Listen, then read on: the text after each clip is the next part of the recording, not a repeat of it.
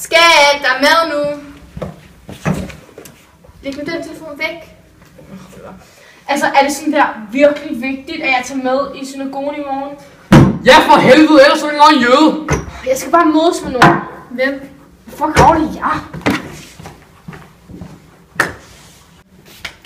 Hallo?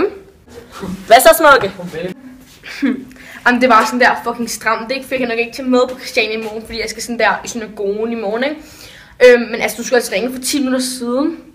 Ja, det er jeg ked af. Vi er der om 5 minutter.